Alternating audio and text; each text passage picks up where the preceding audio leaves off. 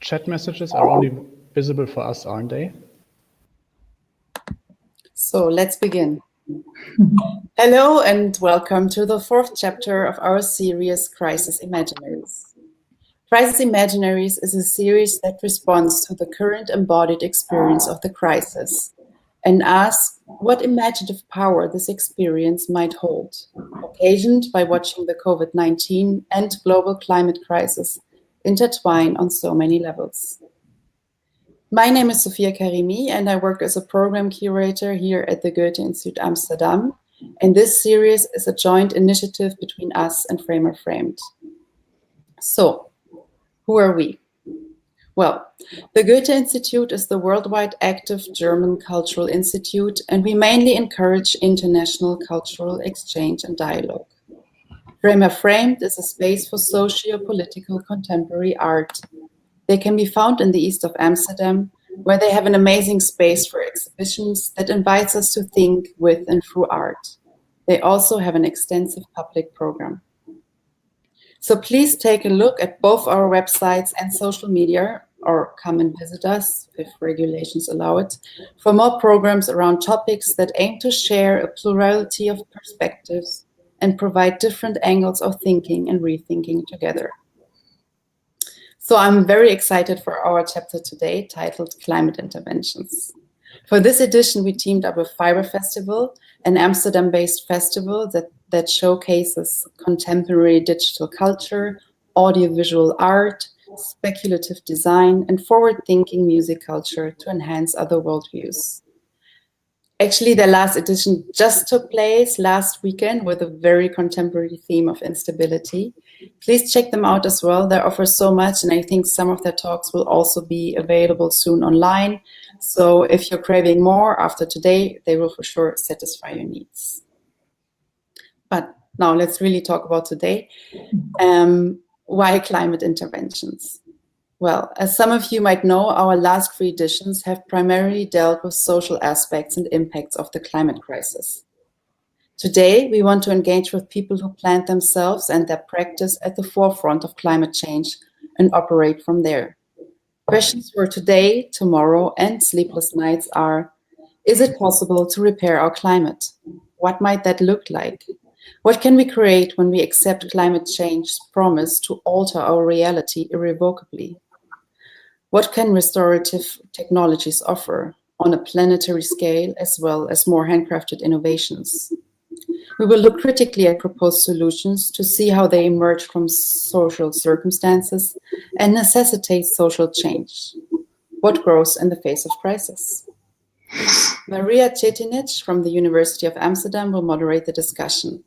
She is a lecturer of literary and cultural analysis at the University of Amsterdam and a research affiliate at the Amsterdam School for Cultural Analysis.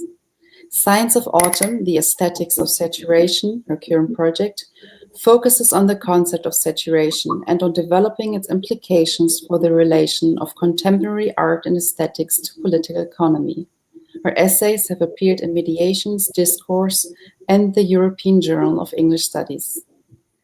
Thank you so much for being with us today, Marija, Claudius, Jessika, and Tega. I wish all of us a very insightful encounter. And now, please take over, Marija. Thank you. Great. Thank you so much. I have feedback. Okay, thank you, Sophia, and thank you for letting me use your office here at the Goethe-Institut. It's really lovely to be part of this conversation between 3 artists and thinkers whose work spans writing, theory, political activism, environmentalism, artistic research, and artistic practice. Claudius Schulze, Tega Brain, and Jessika Khazrik's work materializes new modes of thinking and constructing political ecologies of the present through formal and aesthetic interventions in that present. And one of the questions, as Sophia just articulated, that frames today's discussion is the question of, is it possible to repair our climate? What can be restored?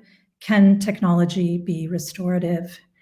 But my inclination would be to perhaps ask these questions in their negative form instead, and to say, and through that negative form to say, well, where would that get us? How could we maybe think closer to the inevitabilities of pessimism with which we have to contend, the inevitabilities of the sea rising, of temperature rising, of crops and water supplies at risk, of fires everywhere, the inevitabilities that acknowledge that nothing ever really heals or is repaired, not the subject nor the earth, from their utter devastation by endless resource extraction, from the piling up of endless waste, from their having been wasted, both subject and earth. So in this negative form, the question would be, is it not possible to repair our climate? And if that's the question, instead, then what would the next question be for aesthetic practice and for material intervention?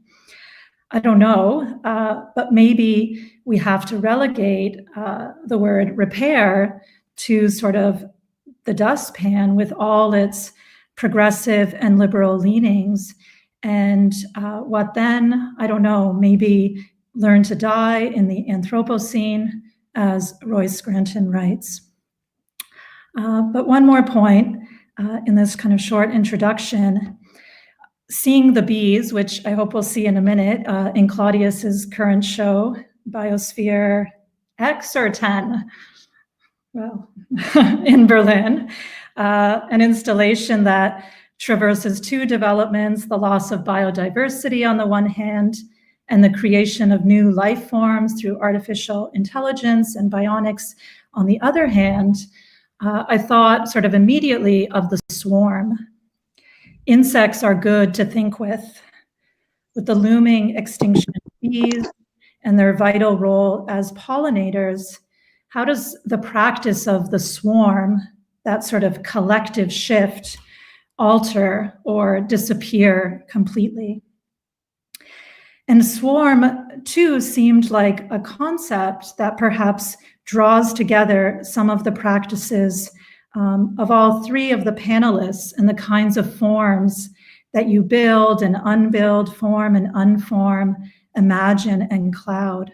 Claudius's raft, sailing away from and toward, Tega's wireless networks and systems that build something but obfuscate, Jessika's interest in the club space as retreat, but also how its collective force permeates beyond the club and in forms of false imaginaries.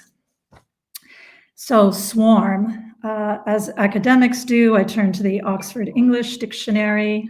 It's very cliche, but in its noun form, it's a body of bees which at a particular season leave the hive, gather in a compact mass or cluster, and fly off together in search of a new dwelling place, a very large or dense body or collection, a crowd, a throng, a multitude.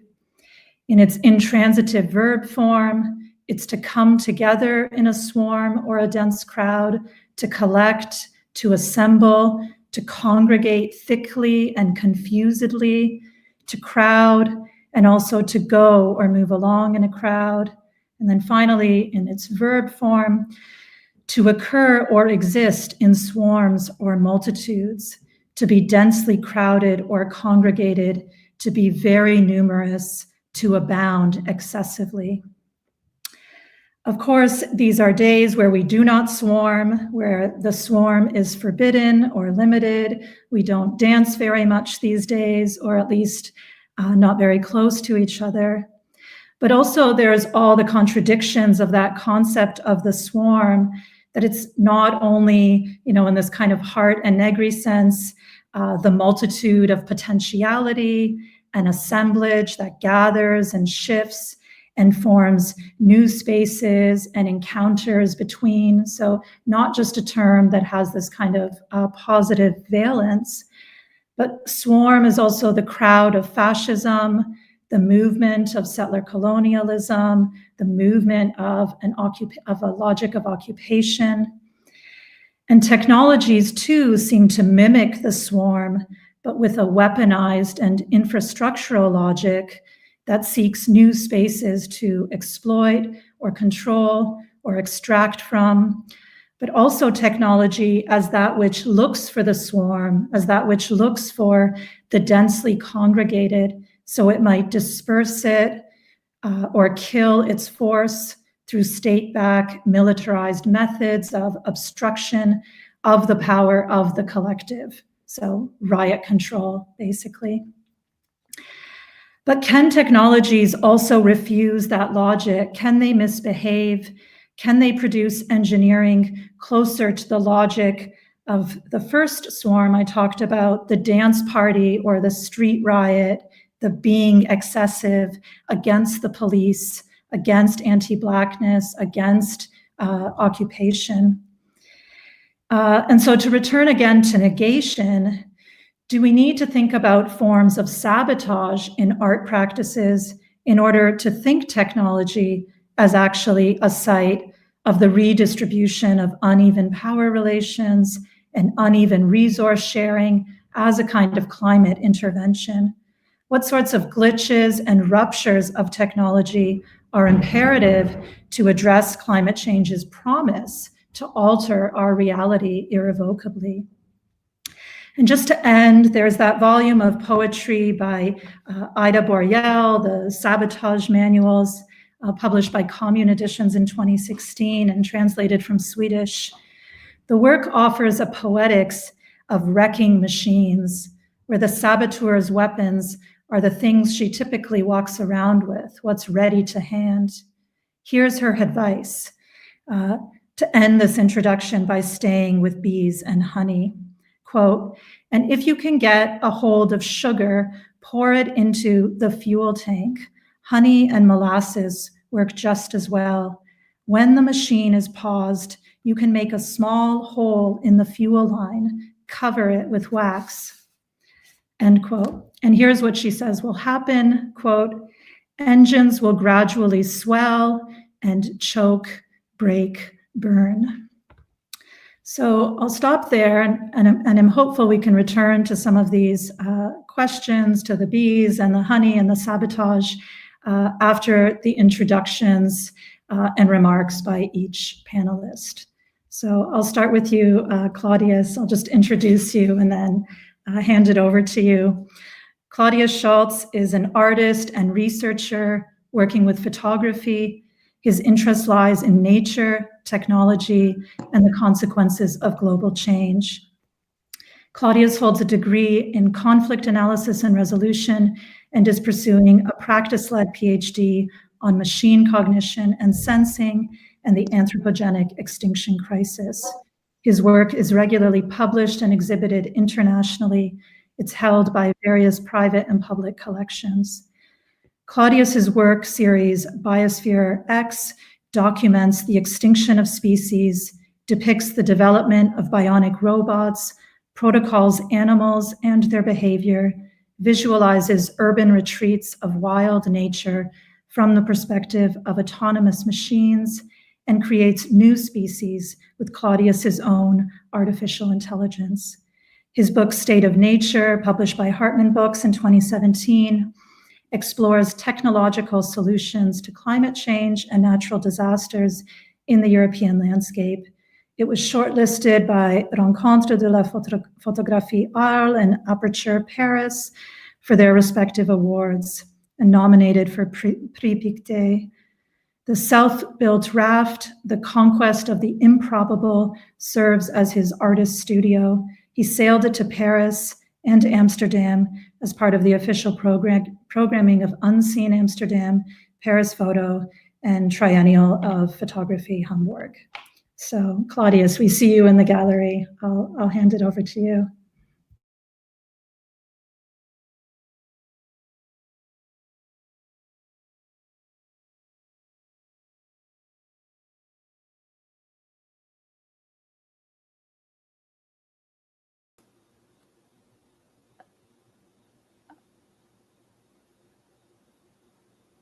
For me, Claudius is on mute. Yeah, Claudius, we can't hear you because you're muted. I'm sorry, I forgot to unmute myself.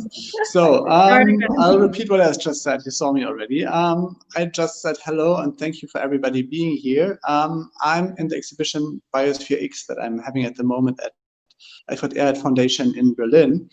And since Marija was talking about the swarm and the bees, I would like to start with this photograph. What you're seeing here is a historic bumblebee collection on the top of the Entomological Association Krefeld and a contemporary one at the bottom. So yes, let's use this as a starting point. I guess you all know the Entomological Association Krefeld, of course not by name, but because of one study they did, which was really the very first of its kind. And that was, they were comparing all the numbers of collected insects for the last 30 years. And what they came up with is that actually 75% of all insects disappeared since the 1980s, which is a shocking number. And the question is, why did nobody ever figure it out? The reason is simple. It's because no public research project would kind of fund speculative research that lasts for 30 years and you don't know what's actually going to come out of it. So it's only because of volunteers that we know these things.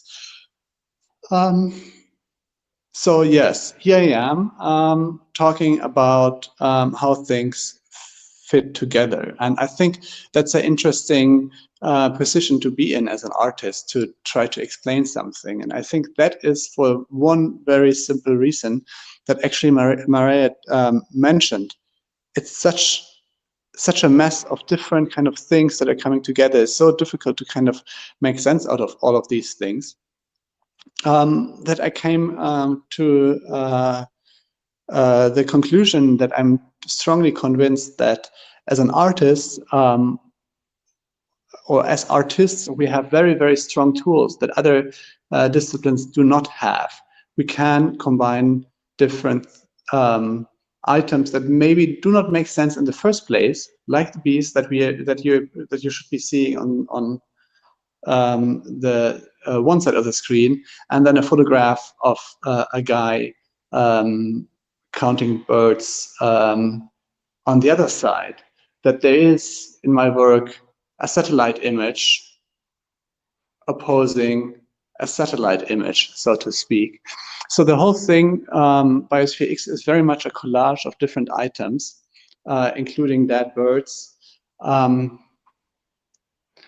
including following research on bionic research on autonomous drones. And very often I encounter people that look at the body of work and they say like, okay, we really loved it, but I'm a little bit overwhelmed. I don't know how to make sense out of the whole thing. And I think that's exactly the point. We all don't know how to make sense out of this situation we are in at the moment. Me as an artist, I try to kind of use my own interpretations and kind of combine that into something like a body of work that kind of brings up new conclusions. So coming back to the swarm, there's another swarm in that exhibition. It's a swarm of 3,000 moths. I can come closer. And actually, they look very much like photographic prints. It's 3,000. Not two of them are identical. But then we end up at ones like this. And what you're actually looking at is not 3,000 photographs of moths, but it is 3,000 images of moths that an AI came up with. The AI actually is sitting in that black box in a very strong computer. Here on these screens, you can see the, let's say, creation of new butterflies and moths by that artificial intelligence. So I guess if there is something like a red thread that is weaving through the work, it is figuring out, counting, how do we know what we know? How do we know what we don't know? How do we know that these moths are not real? How do we know how many insects are left? and so on. Yes, I think this is a very short introduction that kind of mostly comes back to that one idea of the big confusion that we are in at the moment.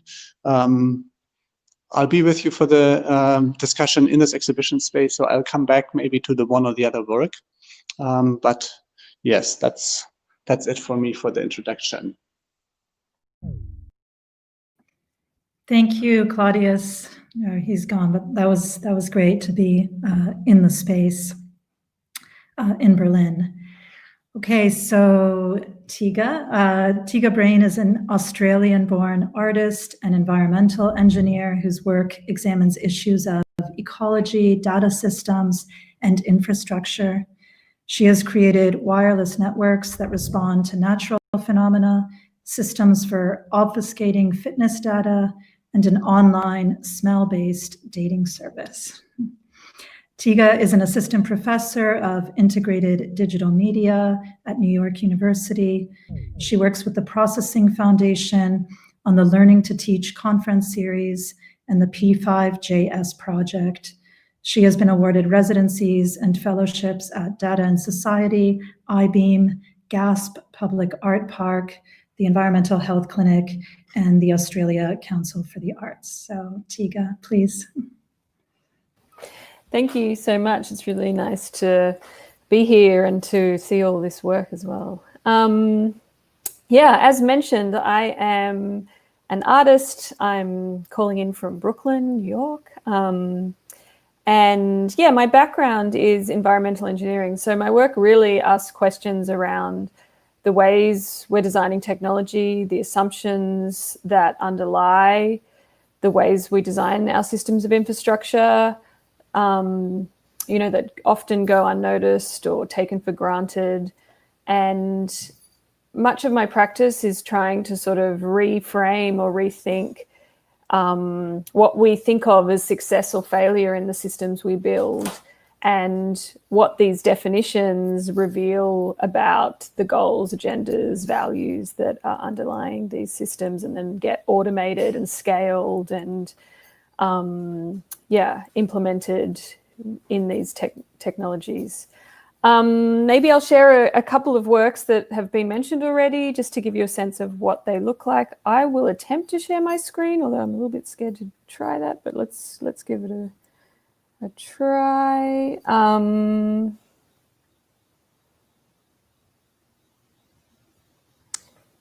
Okay, allow. Can you see an image of a gallery? Is that working? Yes, great, brilliant. Okay, so yeah, I mean, this project has been mentioned already and is an example of this sort of playing with systems, playing with infrastructures that I try to do in my art practice. It is a series of Wi-Fi routers that have been modified so that they respond to natural logics, environmental systems. For example, this particular one is called an orbit, and it modifies the data speed and the strength of the Wi-Fi network based on the phase and orbit of the moon. So, you know, for one day a month, you get really strong internet. For one day a month, you get none. And it's sort of this tidal experience of what a wireless network, what the internet might be like if we designed it in a way that acknowledged the fact that it is grounded in environmental conditions that are intermittent and inconsistent. Also in this series, another example of this is a Wi-Fi network where that is controlled by a plant. There's a number of sensors here, and the health and disposition of the plant controls how the network operates. So the plant is able to sort of take photos of itself and inject these into unencrypted Wi-Fi networks. Again, playing with agency here. What does it mean if we design different infrastructures that weren't just centered around the human? Finally, another one in the series is a Wi-Fi network that's controlled by a candle, a flame. So fire being this sort of ancient technology. In order to turn the network on, you light the candle. In order to turn it off, you blow the candle out. this radically transforms how we understand and how we relate to a technology such as the internet and wireless technology. And so this sort of practice, this sort of playing with systems, I call eccentric engineering. And it's really an attempt, to design systems that distribute agency in a different way, and that it acknowledge that, we aren't these sort of atomized individual humans. We can no longer be designing infrastructures with this kind of 1960s mentality as if, the human is cut off from everything. What does it mean if we try to reconfigure this and actually acknowledge our, the multi-species relationships that we're in at an infrastructural level, materialized in technology itself? So, some other experiments I've done in this space, this is a very early work, but it's an attempt to build a laundromat in a mutualistic relationship with a wetland system. So this is a sort of off-grid water system. In order for the laundromat to succeed, the wetland also must be cared for and must live and thrive as well. So can we design infrastructures based on mutualism rather than this sort of extraction based ideology? This system has to then be run at the pace and speed of the wetland. It takes behavior modification and a shift in our expectations. Can we see infrastructures as negotiations rather than services is a question that I'm trying to ask in this piece. And so, from an engineering point of view, this system fails. It doesn't treat water to the standard that is regulated by, right? But in its failure and in this, in it not sort of reaching the best and safest standard of water treatment, it allows these plants and allows these other life forms to also coexist. So how could we think differently about the standards and the ways in which we're designing infrastructure? So it's not just we're not just designing systems for, the absolute worst case scenario. We're designing them in a way that's more appropriate to the context in which they're developed and rolled out. More recently, I've been looking at questions of artificial intelligence and computation.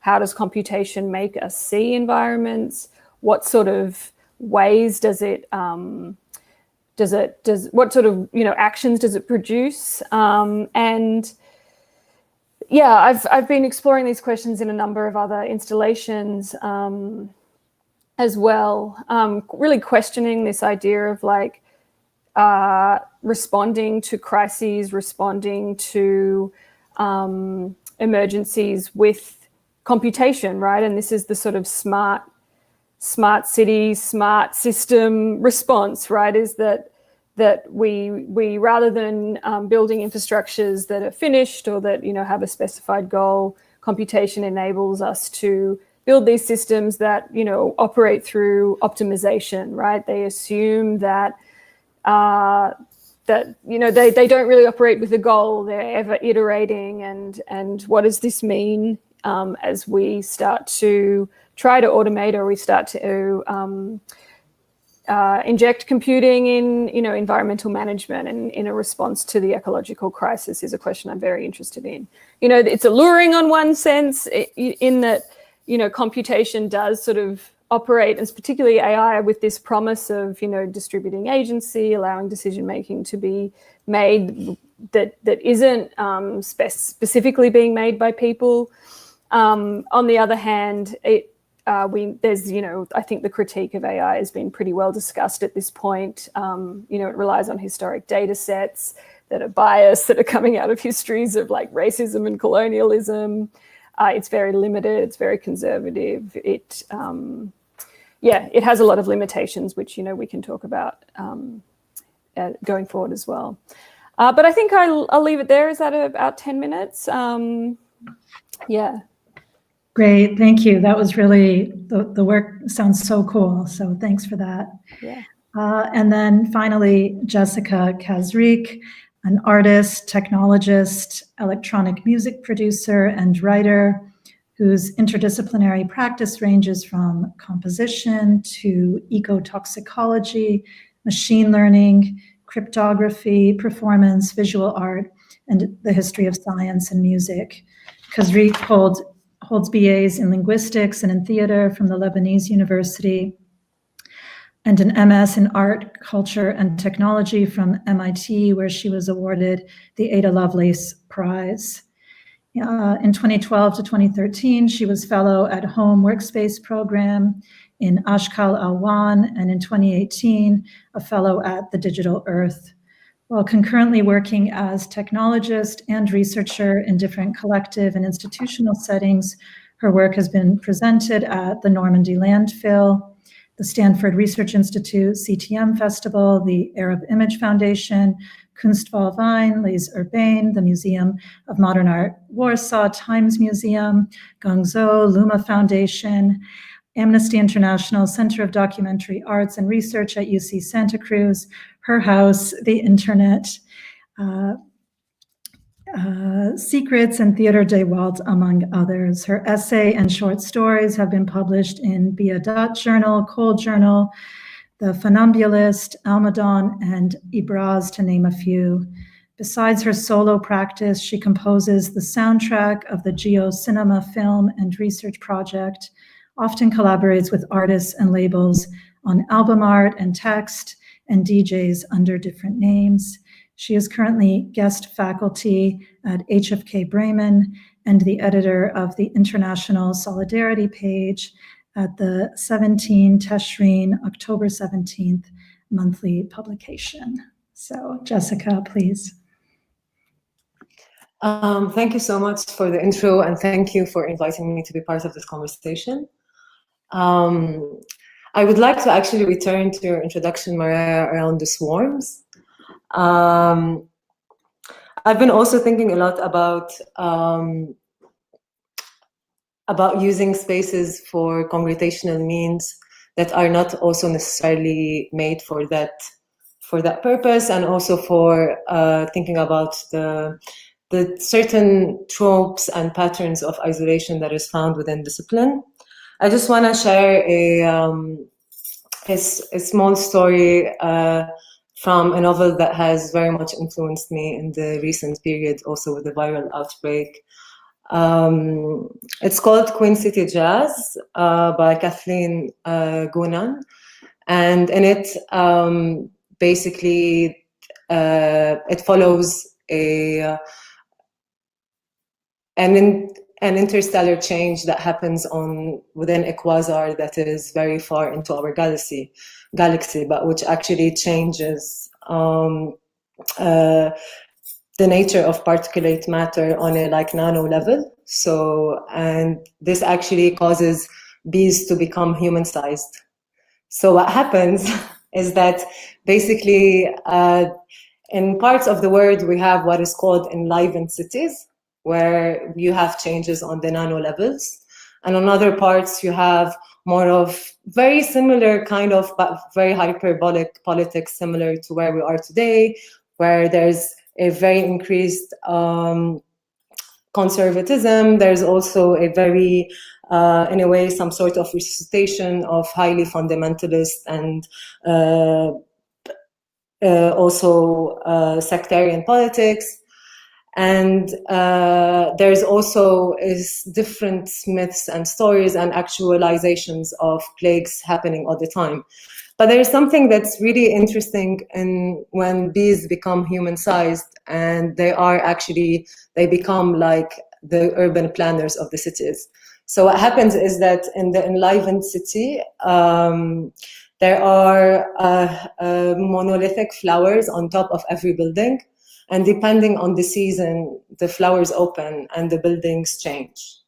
So I feel like there is in this novel, there's a very techno-feminist, nano-punk approach to ecology, where we really see how, in a way, we are part of a system and an ecology where all forms of knowledge are also very much interrelated. But then also there is swarming as a military strategy. So coming from all directions, in a way being all-encompassing, and also trying to imitate nature. Today, I want to talk more about thinking about changing, like how the climate has changed, not as a accidental aftermath or like an accumulative aftermath of just industrialization. I would like to really very much return to projects and cases that I have not made, but where actually changing the weather was the desired effect, not an accident. It is said that in 1958, as students and scientists were congregating at MIT Lincoln Laboratories Army's project Barnstable Summer Study, the vulnerability of existing communication infrastructures against both foreign military and natural phenomena was brought into discussion. Since at that time, when the Cold War was reaching a culminating point, all global communication systems were mainly transmitted through undersea cables or the long-wave radio transmitters in the natural ionosphere. The United States was in fear that the Soviet Union would cut or intercept underwater communication lines, or that coronal mass ejections, CMEs, emitted from the sun would knock out the electric grid through both natural and nuclear attacks. In response, one engineer has suggested covering the Earth with a copper sphere, to thus create an artificial ionosphere that would replace the prevailing and insecure technologies in radio and military communication. Soon enough in the conversation, the swift acclimation had to come to a halt when someone noticed that the sphere would obstruct sunlight from reaching the blue planet. This is how astrophysicist Erwin Shapiro told me in one of our conversations that Project Westford was conceived. I'll talk more a bit about Project Westford and explain why I want to talk particularly about this project in the introduction. But basically also like in the late 80s and the early 1990s, like towards its end, the Soviet Union had a project where they wanted to basically have permanent sunlight, you know, kind of to abolish night, to abolish nocturnal time on the Earth. Project Westford, also known as Project Needles, sought to create an artificial orbit around the Earth made up of 480 million copper dipole needles with a length of 1.78 centimeter and a total weight of just 18 kilograms. However, as soon as the first attempt to blast off and dispense the needles in outer space was made in 1961, the passive satellite communication system was contentiously greeted with published protests from several scientific space societies. Astronomers' alleged fear went on from claiming that the minuscule needles, like 1.78 centimeters, and also like they were 3 times thinner than a hair, went on from claiming that the minuscule needles would obstruct their views to interfering in radio and optical astronomy, piercing aircraft and filling outer space with crap, waste, junk, litter, and orbital debris. While the needles released in the second and last launch in 1963 were supposed to last for just 3 years, according to a report published by NASA in 2009, so 3 years, so basically in 65, they were supposed to disappear in 65 and fall back to the North Pole, but in 2009, there were many communications of the minuscule dipoles remained in cosmic ambulation up until today. So in 2009, it was discovered that like around 47 highly magnetized clusters of debris were tracked and traced by NASA. Despite the heated debates it had evoked, Project Westford rests nearly forgotten today, with no investigation around the experiment yet found in the history of science, media theory, and the arts. So basically, this was a nano satellite project made in between 1958 and 1963, and it's the subject of investigation of my performance Terella Al-Ard Al-Saghira. And I was basically like to think also about like a very small project which remained forgotten, but that also very much stirred the whole conversation that is still pertinent and more pertinent day by day to the day, which is like the conversation around space junk. I was very much intrigued to see like what was actually happening in terms of classification and declassification of knowledge around military military global communication systems and testings. For instance, in 1958, in Operation Argus, it was carried also by the U.S. Army, and basically from 27th of August until the 9th of September in 58, so for around 2 weeks, nuclear warheads were thrown into the ionosphere to test whether this can be used to disable communication systems that were the communication systems in case the Soviet Union would attack. And this project, which one of the main scientists that were advising on it, which is James Van Allen, was arguing basically to declassify the project after it happened, thinking that this is in a way like a great, it can be seen as also like a great conquest within the space age. But actually what happened today with this project is that it is one of the biggest, has one of the biggest influences of one, not accumulative, of one project that is set between, and that was made within 2 weeks, that has actually depleted the ozone layer. Another thing which I also like, just another example from that time before we talk about what's been happening in the last 30 years, also between 1967 and 1972, and during the Vietnam War, the US Air Force had a project called Operation Popeye, where basically they attempted to extend the monsoon season in Vietnam, so as to disrupt the North Vietnamese military supplies by softening road surfaces and causing landslides, especially that the forest was actually used as a camouflage that is not printed on the uniform of the army, but that is found within the space during the Vietnam War.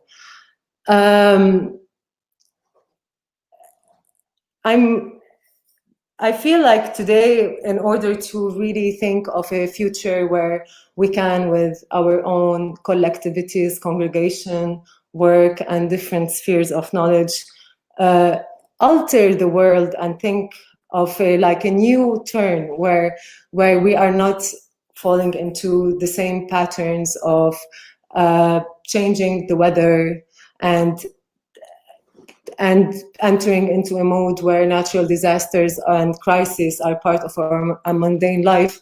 This cannot be done without also disarmament and without also thinking about how we produce knowledge and how knowledge is classified or declassified. In the case of the Operation Popeye, it was like whistleblown in 1972. In the case of Operation Argus, James Van Allen Belt tried to declassify it, but to send many letters to declassify it because also it has proven some of his theories, but it did not work, and it was then classified in 1982. So I decided today to present on basically things that were for many years, even decades, that they were remained secret or that had to be whistleblown in order for them to be revealed. Because we are currently, while we are thinking about how to change climate change, there are a lot of knowledge projects within knowledge that we don't know if they are happening or not. Like there is a certain also production of uncertainty and ignorance that we are surrounded with. So also, as you started with thinking in a way with negativity, and then to also arrive to double negation, I would like to also think about not what I have learned or the projects that I've made, but also to think through about agnotology, the production of ignorance and uncertainty, and the things that are happening now, which we don't know about, and that would change the weather. Thanks, Jessika. That was really beautiful and well articulated. And I have a question that maybe kind of follows from this kind of concern with epistemology that Claudius also mentioned, and I think Tega too is interested in. And it's coming from an interview of yours I read in Mixmag where you talk about the policing function of the internet's algorithm and forms of distribution, and you say certain interactions that used to be within the field of law, such as verification and authentication, are now more so becoming part of everyday life. And it seems that opacity is something we have to fight for. And I was really sort of struck by this commitment to opacity. And I wonder if each of you could perhaps address this notion of opacity versus legibility, especially in the Register of Climate Crisis, and thinking about the ways in which we are sort of saturated with normative forms of representation, the maps and charts that render climate an object of study and not an object of concern, to use Latour's formulation. Studies that seem to reinscribe a certain legibility and anthropocentrism that's unable to account for the opacity. And of course, he was complicating. Live streaming is on. He was complicating that notion of literacy, but I'm wondering if you could all say something about forms of illiteracy, or to return to Jessica's concept of opacity, and what it would mean to confront the illiteracies or unreadabilities or opacities of climate crisis. So maybe, Jessica, you could sort of begin, since you just kind of came out of basically saying that, but if you could just kind of reiterate for us, perhaps, your interest in opacity. Yeah, so I feel like, because the problem today that also has led to climate change is extractive capitalism, but the guardian of extractive capitalism is the military, and the military works through occupation, and the occupation works on extracting more resources, like to be very reductionist. While actually, in a way, I feel like there is something really interesting to think about. There is something also in terms of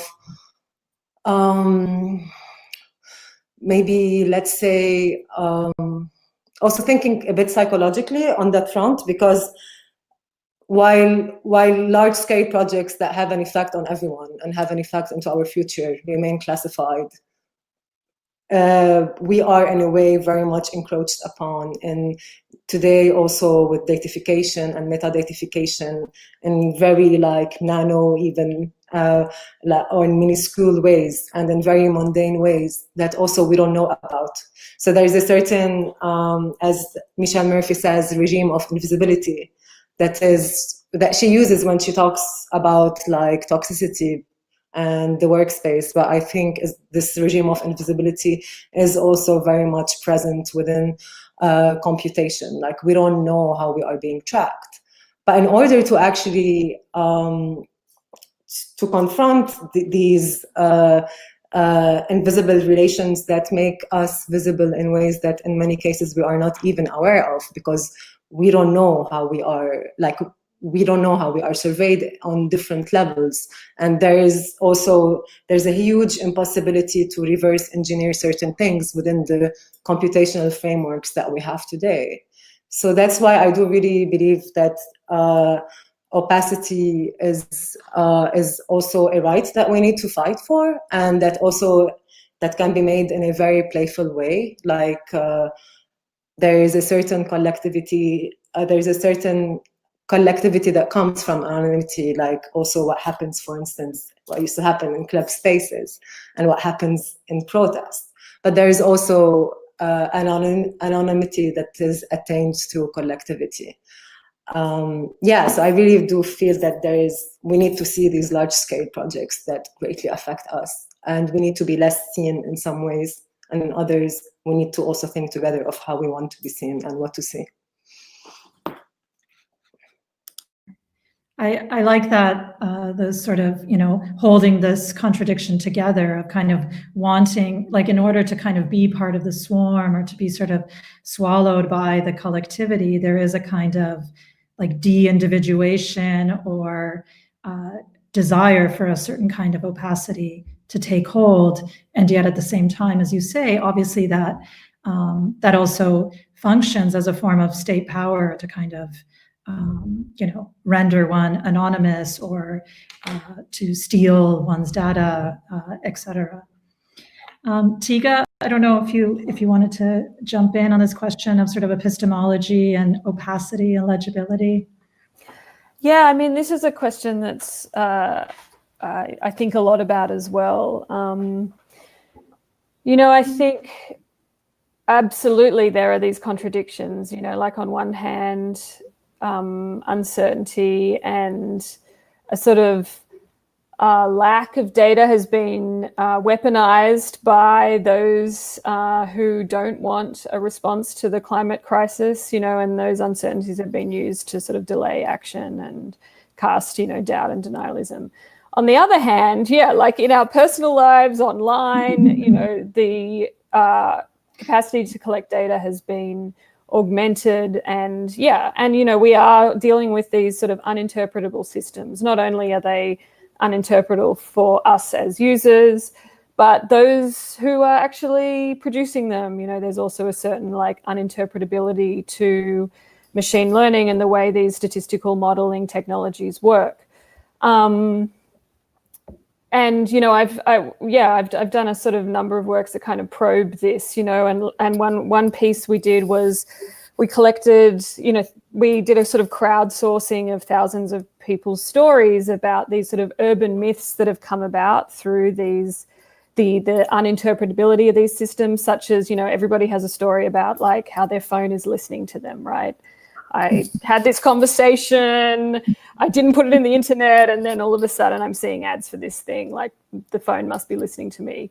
And so I'm very interested in, like that feeling of being surveilled is spot on, even if we don't necessarily have a kind of collective like narrative or language for the actual mechanism behind it, and we're sort of relying on these older systems of surveillance. But one thing I think is really worth noting is that like the technologies that are required to produce these systems are, absolutely rely on like the availability of cheap fossil energy, right?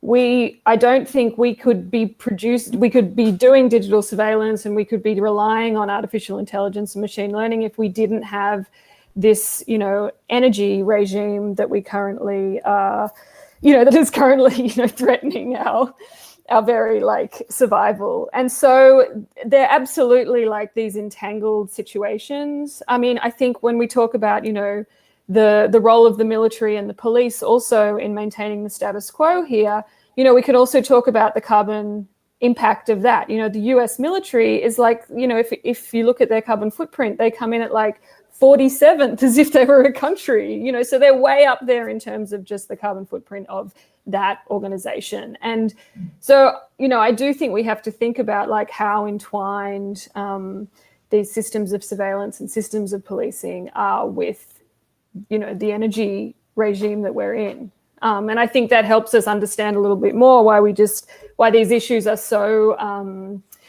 sort of stagnant in terms of how we're addressing them. Yeah, that's really helpful. I think that the sort of claim to opacity, it's like definitely not ideological anymore. Like those days are gone, right? That it's like a really materialist claim, and some like a claim both for opacity, but a claim also against opacity, the opacity of energy regimes, the sort of ways in which we cannot know or are kind of foreclosed from knowing, where everything around us kind of comes from, or we know and we don't want to know, et cetera. But it's a materialist term in that sense, and not, I think, a kind of ideological term anymore. Claudius, I don't know if you want to jump in, if you heard the question. It was kind of linking to what you described as your interest in epistemology and sort of, what we know, how we can know, what the machine can know for us, et cetera.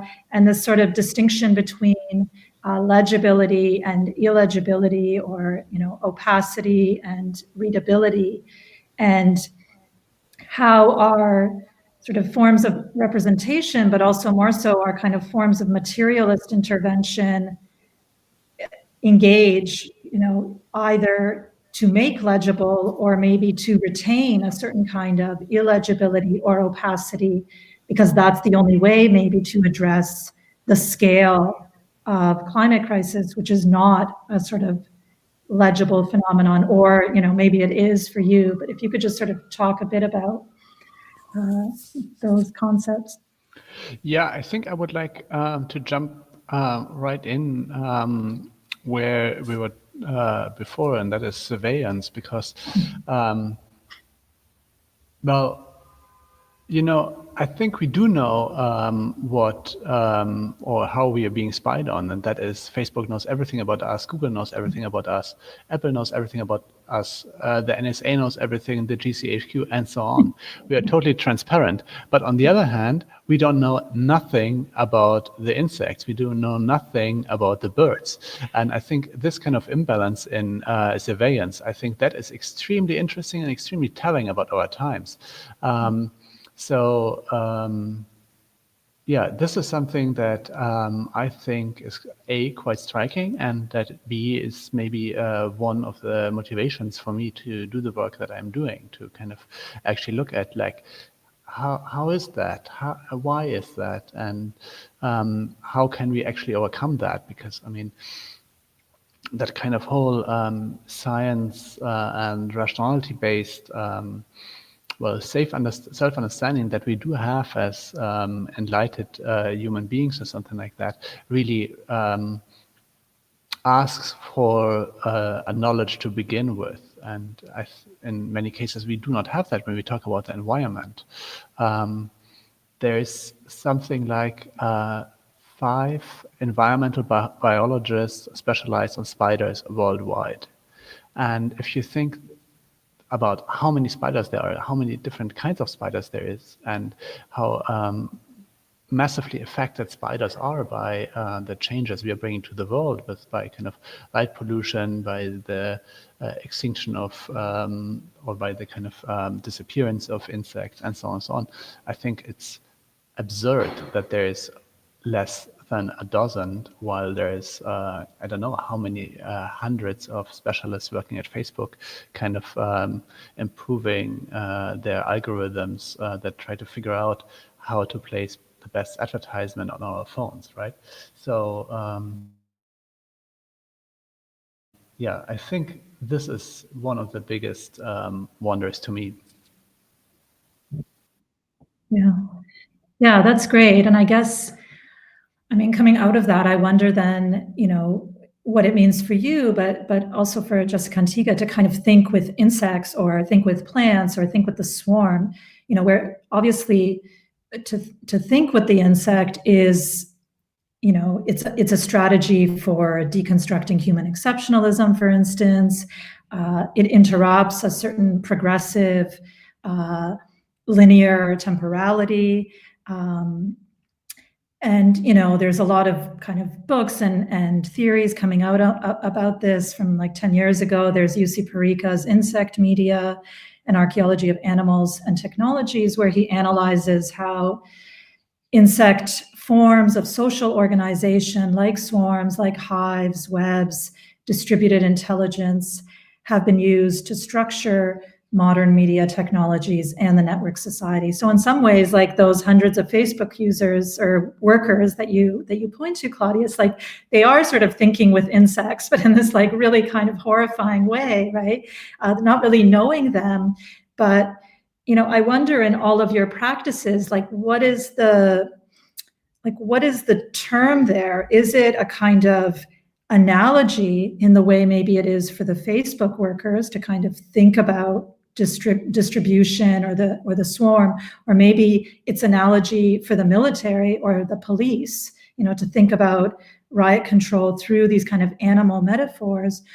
Or how does thinking with insects, or thinking with plants, or thinking with the non-human more broadly, how is that a kind of materialist intervention rather than a kind of analogical one? Yeah, Claudius? Yeah, I find it very interesting, the things that you're saying. And what just came to mind is that with all of these things, maybe the hybris of Homo sapiens is extremely apparent in the sense of, okay, we talk about swarms when talking about the military, about the advertising algorithm, and so on and so on. But of course, no ant would ever talk about our behavior when kind of building their mound, right? So in a way, we look at nature to improve our systems, while nature does not care at all about our systems. Of course, you can say, well, extinction of species means there's suffering on the side of nature inflicted by humanity, by Homo sapiens.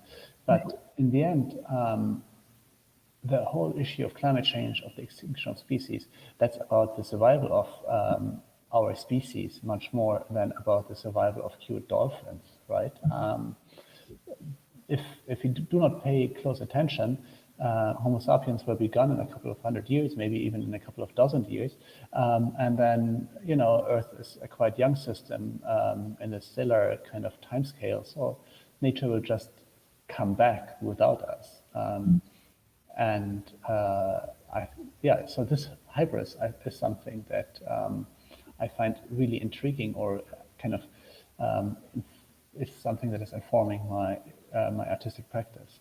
Right. No, that's a great rejoinder. And I think like I phrased the question like really poorly, and now I wish I could restate it. But no, you're right. I mean, in some sense, going back to kind of Tega's idea of this sort of eccentric engineering, like it's not really about modeling in some sense, right? It's trying to get, you know, past that kind of language where, you know, with of the hubris of the human, and instead sort of acknowledges multi-species assemblages, interactions, as you said, that are kind of uneven and have different logics of mutualism, et cetera. But it isn't this kind of like, here's the object of our analysis. In what way are we modeling or copying it, or, you know, engineering based on these models? I think that's the wrong question. But maybe you could say more about how you see that relationship then, Tega, with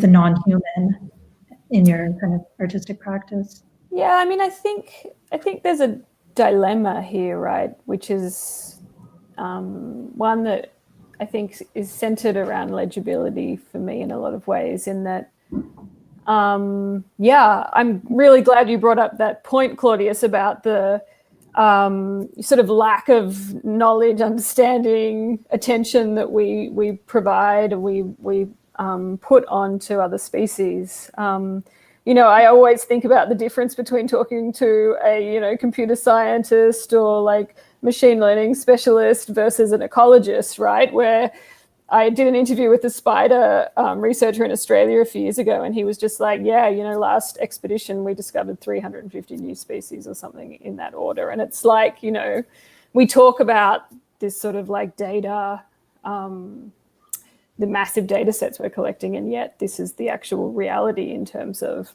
our understanding of the biosphere. It's so limited and partial and incomplete. And so, yeah, like on one hand, you know, the impulse is, oh, well, we need more data, we need to understand it better, like that will help us in this predicament we're in terms of like how we change and like redesign the world. On the other hand, is that a trap? Like, there'll never be enough data, and if we're relying on legibility, if we're relying on you know, a Facebook style like biology, like where does that lead us and where does that get us? And I feel like that is also problematic in that you know, we know that we can't build these sort of objective models. We know that that data actually doesn't produce the political and social change we need to actually make, protect these species or transform things.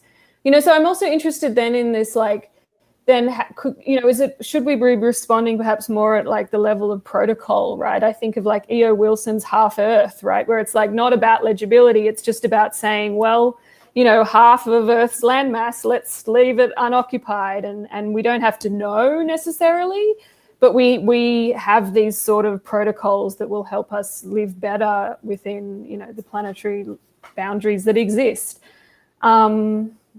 So yeah, I mean, I don't know if there's an answer there, but I think that's the sort of the dilemmas that I'm definitely always sort of, working through in my work as well. And so the eccentric engineering stuff is sort of trying to like take some of those protocols or take some of those logics maybe and realize them as technologies or infrastructures. But they often look like failures. I mean, I loved that you mentioned that that question of glitch or failure, or like how that can help us think as well. Jessika, or?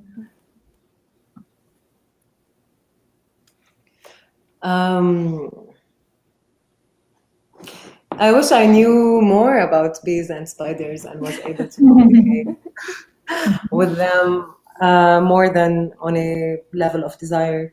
But I would also argue that we also don't know how much the military emits carbon. What's the codicity? We cannot, like, I saw this study by Brown University. I don't know if you are referring to the same one, but I would argue that we cannot say this. And also, I think that there is a problem with carbon fixation because carbon is not the only pollutant. And it's also, I feel like there's a certain epistemological trope that we have around, fixating around one nutrient, or like we have in monoculture. So I would also like, I'm personally very critical and also wary of lists around that also don't factor in what we don't know, and how also we have like an agnotological structure which is around hiding, concealing, obfuscating, while we have certain things which I feel are very important to remain opaque and obfuscated, that in a way are very much encroached upon and infiltrated in ways that they in a way belong to us, they're about us, but we don't know how they are being seen. And I would also argue that personally, from what I've learned so far from the last 100 years, is like, I don't think we would know when the first quantum computer would be made.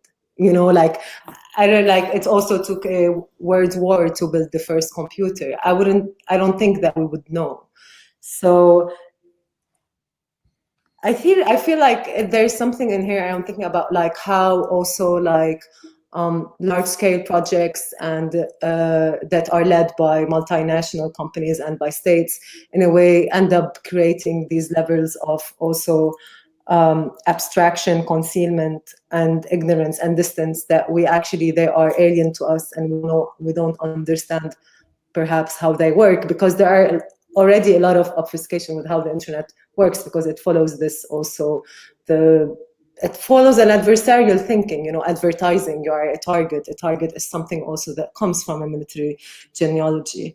So I would also, in a way, your question and the conversation now also very much in a way kind of made me think about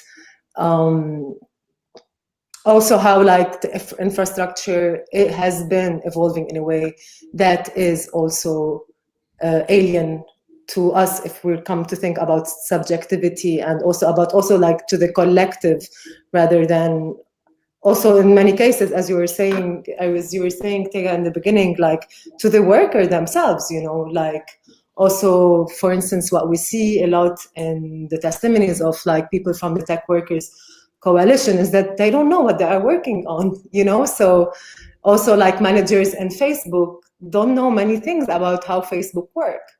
So I do feel that there is a very generative, in a way, power within just thinking about what we don't know. Also, when we're thinking about transformative justice and the need to alter the world as it has been so far. Yeah, that's great, Jessika. I really like this word protocol, Tega, and this, it makes me want to ask about sort of scale. Like I kind of started with this idea of like, we're wasted, the earth is wasted, and how do we repair our wasted selves? How do we repair, the earth's wasted self? And then of course, the kind of, the scale of the insect, the scale of the lunar and the piece that you showed of kind of the moon and its relation to the internet. So like, what is the kind of aesthetic practice or other forms of political intervention that can draw together these scales? And one way to maybe frame this question is to just kind of quickly turn to Christina Sharp's recent book, In the Wake, where she describes anti-Blackness as a phenomenon that is, quote, pervasive as climate. And she's basically kind of emphasizing weather and climate as a way to reconceptualize anti-Blackness as something, larger than the subject or the structural. Indeed, for her, it's the very sort of state of being that connects all life to the captivity of and violence against Black bodies. She suggests that at a structural register and an infrastructural register, Black bodies are exposed to violence through, say, the poisoning of water, like in Flint, Michigan, and that this register registers a larger and ontology of anti-Black violence. And so her argument is basically that Blackness is sort of the unthought position in our theories of the Anthropocene, of man-made climate change, et cetera, as a sort of, blind spot that, in a way, folds all these registers into each other. The personal, the body, the secret, the infrastructural, et cetera. And so, I wonder if each of you could say something about how your research and practice kind of tracks and stays with shifting registers, shifting scales of violence, shifting scales through which we might read and feel and use different energy regimes in the kind of slow violence of climate crisis. So, in a way, Tega, maybe protocol was your answer, but maybe you could elaborate on the scale of protocol in some sense. Yeah, thank you so much for that. I think there's so much in what you've just said. I think at the moment my answer is something around protocol, in that it does enable one to navigate scales in a way that maybe offers some hope and potential. I feel like there's a lot of parallels between the way we talk about the politics of technologies and the conversation around surveillance and privacy, and that tension between, individual response versus systemic response, and the parallels with environment, right? Where the narrative that around an individual response has been kind of overemphasized rather than focusing on the systemic and infrastructural. So I think there's a lot to be learned in sort of tracking how both that dilemma and that argument takes place in both areas. I don't think I have to think a second about that. Maybe someone else has a comment. Yeah, Claudius. Yeah, if you talk about protocol and if you talk about knowing and unknowing and all these things, what just came to my mind is, actually, why do we need to know? And the next thought was then, well, actually, we do not need to know if we would act in a way that we would only use the resources that are actually kind of available to us, as in kind of having a sustainable lifestyle. And if we say like, okay, we do not want to do that, if we want to have technology to save our ass, sorry for the word, then we actually need to know the fact, then we need to know the numbers, then we need to kind of invest all of these things, right? Like only kind of when we continue in the hybris of humanity and saying like, okay, we invented machines and the machines are now almost killing us, so we will invent a new machine that will save us. Only then we need to know how many insects there are and how the insects are doing and so on and so on. If you would just say like, okay, let's brace, let's kind of slow down, let's only use what is being reproduced at a given moment, we would not need to know any of these things. Yeah, I like that. And I think that's, similar to something like Anna Singh would argue, a kind of knowing less, or a kind of reductionism in some sense. You sort of hang out with the mushrooms instead of building the new machine that will, kill the machine that will kill us. The follow-up question, of course, then is what is kind of moving forward and what is moving backward, or what is kind of innovative and what is conservatism, right? I mean, all these kind of terms suddenly kind of change their meaning if we stay in that train of thought. Yeah, and maybe I can just kind of pose a question then about temporality, and if you could each speak a bit about kind of the limitations and possibilities of, computational, technological, other kinds of models in the context of environmental inquiry, and this idea that, the event names of the repair of climate through those models. And I think in a way that is a question about temporality and in what temporality repair resides. Is repair always future tending?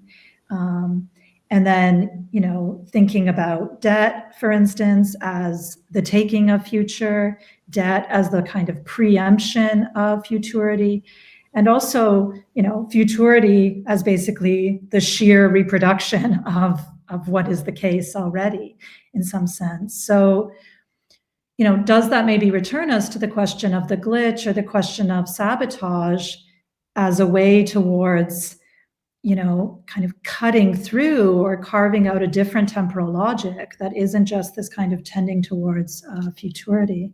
But maybe Jessika, you want to start?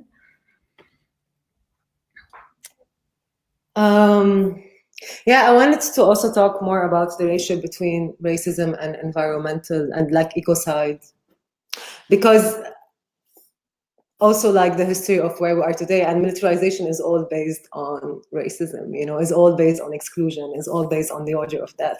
But also there's this amazing small book by anthropologist Ghassan Haj called Is Racism an Environmental Threat? And he basically looks into how like both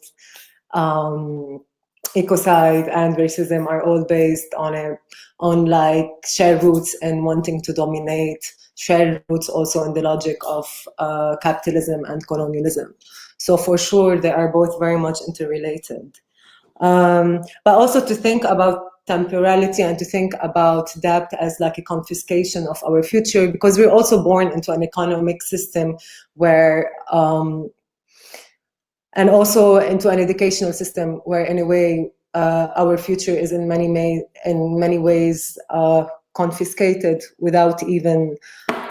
It starts in a way as if with a negative order. In Arabic, the word for waste is nifayat, and which actually it shares two. It has two main meanings.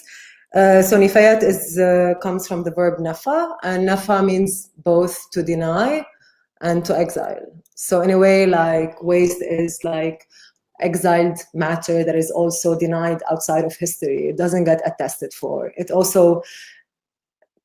doesn't get studied, though there's more and more also like classification work on waste. And there's also a lot of work within anthropology around waste as that which is outside of classification. But if we actually also look at that which is outside of classification, at that which is not deserving of history, of where is it placed, we then learn more and more about also like the racist spatial politics, like we could learn about space from just seeing where waste is put, but also we also can learn more about like how exiled and denied for us is the underground.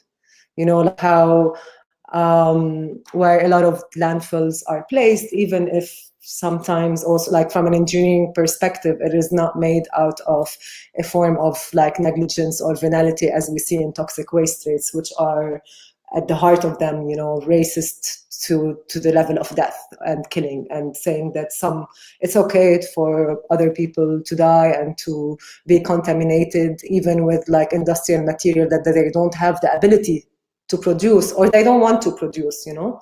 So I've been working a lot on the global economy of toxic waste trade since 2013, toxic waste trade since 2013, and also working with machine learning around waste, but thinking about like also like creating neural networks that are supposed to be based on classification, but working with them in a way that where there is even like from images, for instance, if we look at images from the 80s and 70s, I have found images taken by an ecotoxicologist called Pierre Manicheff in 2014, over 20,000 images that he took of waste in Lebanon, and he was also one of the main investigators and earliest environmental activists. So basically, if we look at these photos, which have been, like most of them have been outside of the public view. I found them in his personal lab, sadly, after 3 months from when he passed away.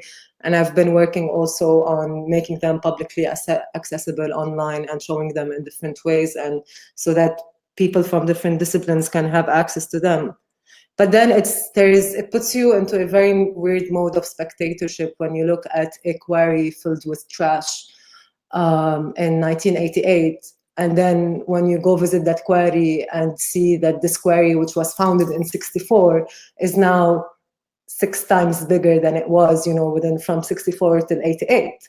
So like when you look at the image and you want to do a training with this image, seeing where the waste is, you don't know what is in the waste also.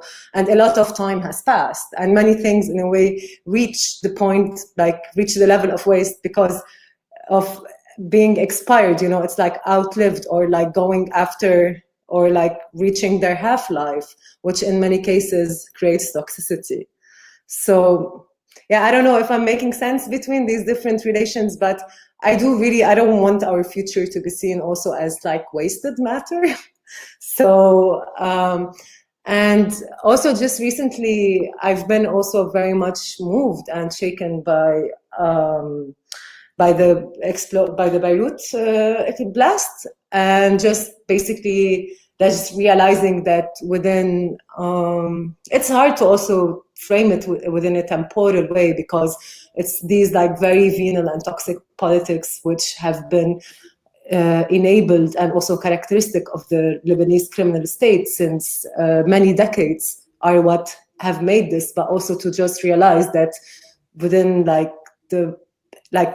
with explosives, you could also destroy within a few seconds. Like more than 1/3 of my city was destroyed, you know, like within a few minutes. So also just to think about this kind of possibility, and just thinking about like weapons are still being produced. They still run the economy. We still don't know much about the arms trade, and we're not stopping it. And we're talking about climate change, you know, like they can turn all of our planet into waste in a few seconds. So yeah. Yeah, thanks for bringing that up. I have a whole question for you about the explosion in Beirut. Maybe we'll have time for later, but I'll just maybe first ask Claudius and Tega if you want to say something about this kind of question of temporality and where you see your practice intervening in terms of, you know, futurities or the present. But I think, Jessika, you offer such a kind of, you know, that waste is such a sort of layered temporality, right? It's like the past compacted into the present, and of course its toxicity is already, you know, wrecking the future in some sense. So it's really this sort of kind of compressed mass of temporalities rather than one or the other. But Tega, maybe? Yeah, I mean, I'm thinking a lot about like Heather Davis's work in regards to this conversation, like her paper around the starting date of the Anthropocene, and how that, I think, very like clearly brought into view for me this relationship between colonialism, anti-blackness, Anthropocene, and that we are sort of living at the end of this, many centuries project of settler colonialism. But then also her work around plasticity, right, is also so much around these different timescales and the sort of durability of that material, and the shearing. I think this is common. This is a conversation that's so relevant when we think about waste, whether it's carbon waste or plastic waste. Or the legacy of toxic pollutants in the environment is that there's such a sharing of temporalities between the human systems and the sort of environmental context in which they end up. And so, I mean, for me, it's again comes back to this question of like, is it possible to build systems or infrastructures that deal with that better, right? That can exist on a different time scale than maybe what we're doing at the moment. And I think, computation has sort of like blinded us or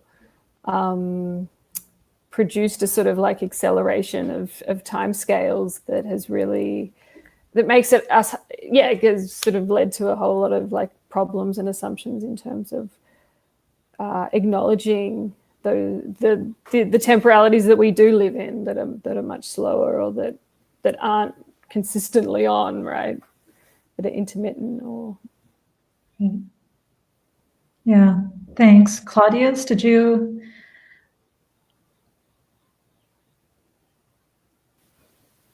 Well, one thing I was wondering a lot about in Jessica's talk was like, okay, there's all these questions raised about kind of which issue is more urgent and more important, right? Like if you talk about temporality, this is also part of the whole thing. What should we take care of first? Should we talk about surveillance first? Should we take about environmental protection first? Is it actually climate change, or is it the extinction of species that is more pressing? And I guess once you kind of start investing time and effort and thought and research into any of these issues, it appears like it's the most urgent one. And there's good arguments for each of these and many more topics why they are the most urgent, but at the same time, all of these kind of are happening at the same time, right? So, I don't know. I mean, it's once more one of these kind of issues where this kind of opaqueness is coming in, and this kind of total, actually, what shall we do? What shall we say? How shall we act? This kind of sense of feeling overwhelmed. Does that make any sense? Right. Yeah. There's a question from Fiber Festival from the live stream, so I'll just sort of pose it. Would a step forward to create non-extractivist systems, technologies, and environments start with including many different actors to be part of new developments?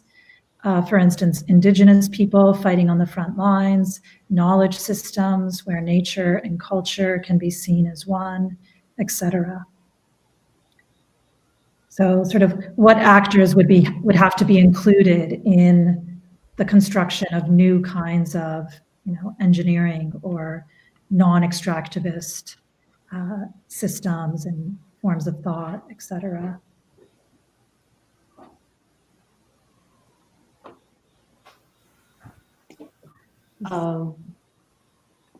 Yeah, go ahead, Jessica. Definitely, of course. I mean, of course, like it's like there is like, of course, our future, for it to be truly altered and for us not to produce the same ecological relations with our environment, this won't come from the same place as the Enlightenment. There are a lot of things that we need to unlearn, but also a lot of things that we once knew that were forgotten, you know.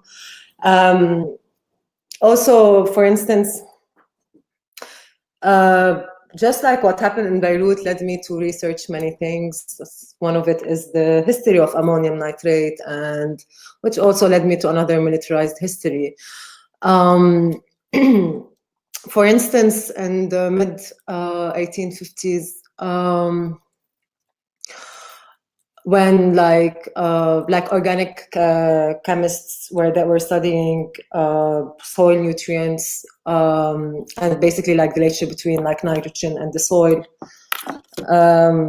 when there was a lot of work on that, there was actually certain studies around the medical effects of like ammonium nitrate. At that time, it had to be mined, that today were censored, you know, like today's studies that when people wanted to redo in the last 3 centuries, they didn't get the funding to do that.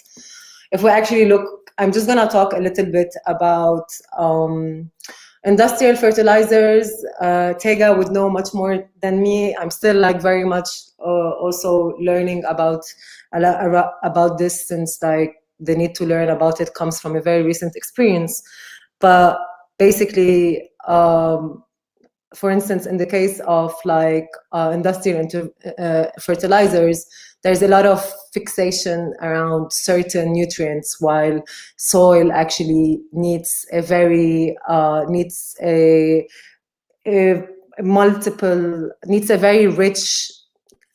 lot of nutrients. And then when you're actually studying them scientifically, you tend to isolate, and you need to look into one thing. But then after World War I and World War II, when it became possible to fixate nitrogen and to also produce it as a raw chemical industrially, and there were over 10 major factories in the US and also many factories in Germany that were being used to produce a nitrogen bomb. Then when the war ended, there is a huge knowledge by farmers that was in a way very much exiled, in a way put also outside of space. And within this military government industrial complex, the use of industrial fertilizers were put forward. And they do work up to a certain degree, but on the long-term level, they do not work. And since like the end of the 90s, it started becoming more and more visible how actually monoculture and also like the focus on one main nutrient source for the soil and for plants is actually leading to drought. So this is something like, this is in a way like a post-war legacy, but the importance of like what kind of plants to put together to have a very polycultural agricultural land is something that is known for centuries and centuries ago, you know, for instance. Other than that, like there is like some of the most interesting works that I'm seeing now within artificial intelligence very much come also from like works around decolonizing AI. So like really trying to think outside of this like classification order, and where it is also not only about bias, it's not only also about recreating a very terrible already and faulty system and toxic system. So for instance, like I do really feel that there is also a big failure on the level of law and international law in the last century that also leads us to a place where toxic waste trades, for instance, still happen today. So for sure, I do think that in order to tackle a problem that is so all-encompassing and also universal to a certain degree, while also it talks about certain violences very much on the local level, and also in some cases on also like the hidden level, and also like very long histories of violence. For certain, we need a collective knowledge that is something also on a level that is very different from the producers of this form of violence that is threatening our future. Thanks, Jessika. That was really lovely and useful. And I wonder, Claudius, maybe if you could kind of respond. I mean, in a way, like I think, one of your answers might be like insects, or kind of they would have to be included, the moths and the bees in this non-extractivist kind of system. But perhaps you could elaborate a bit.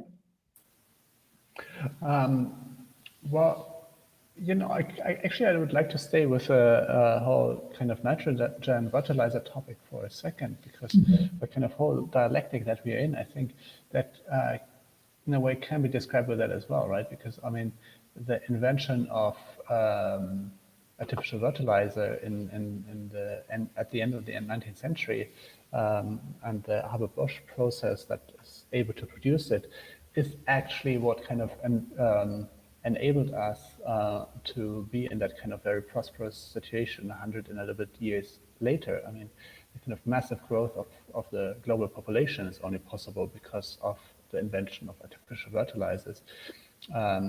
All sorts of kind of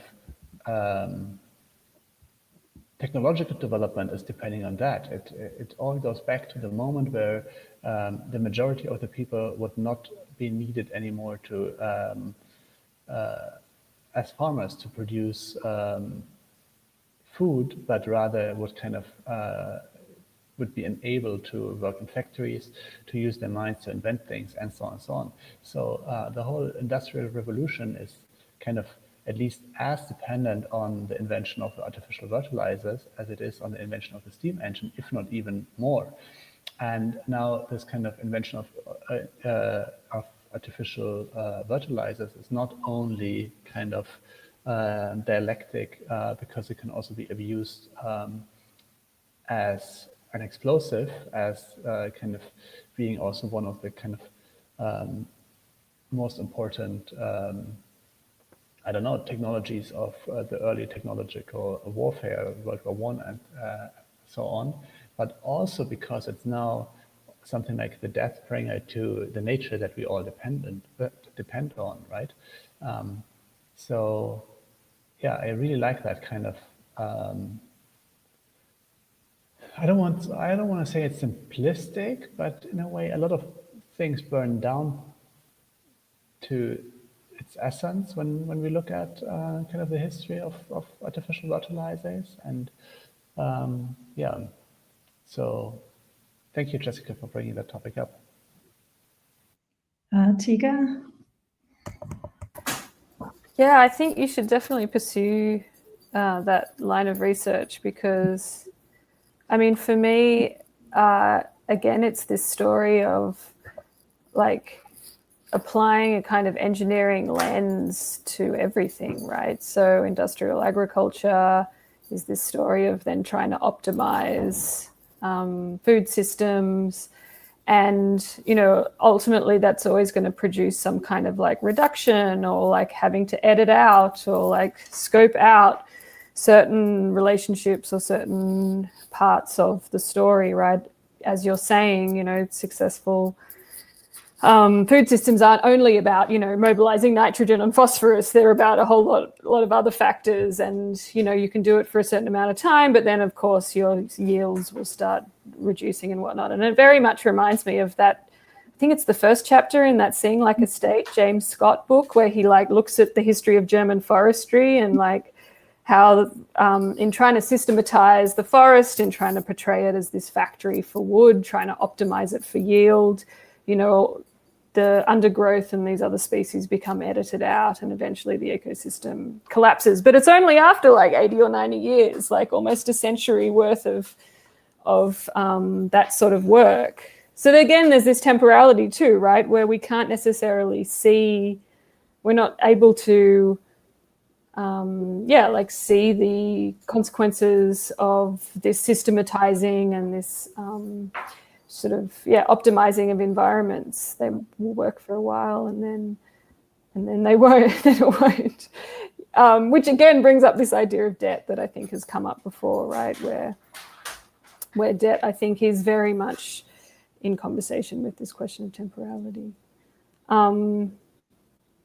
Yeah, and I mean, for me, that leaves us with the question of like, how do we think outside of systems? Like, is that productive? I feel like we're so entrenched in that worldview where we think system, we think control, we think optimization.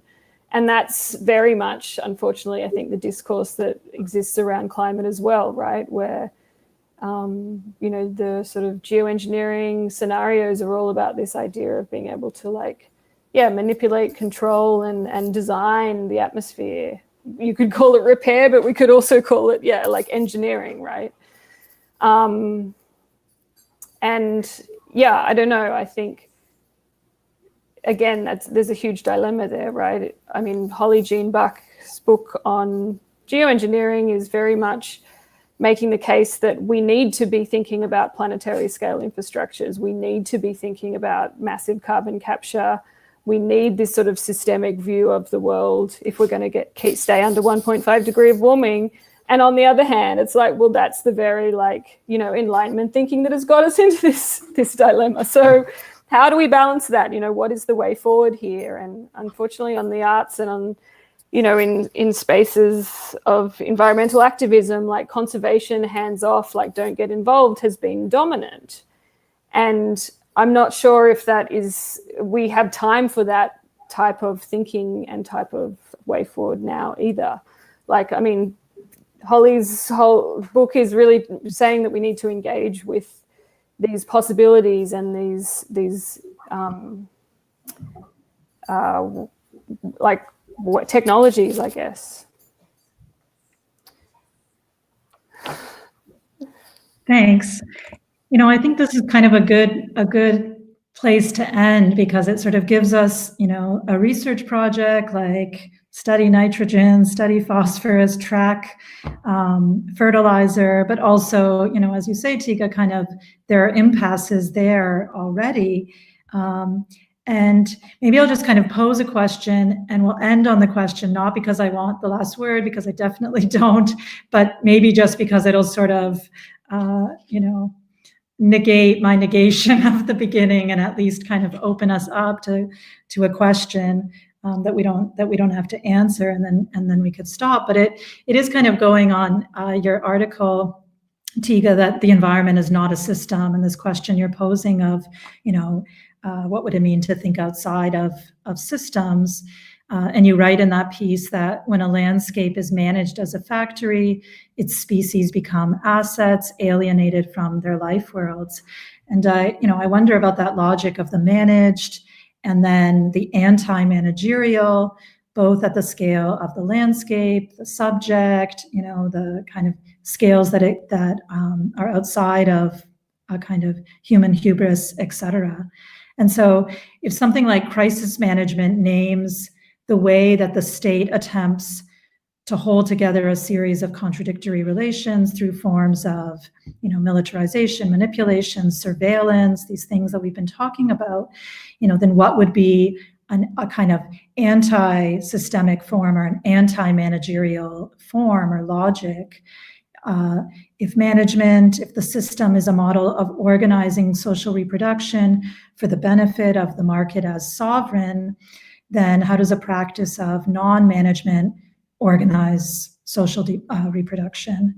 And what methodologies of reading, of mapping, of inhabiting, of materializing could unmanage the recompositions that are sort of endlessly at work in our present moment?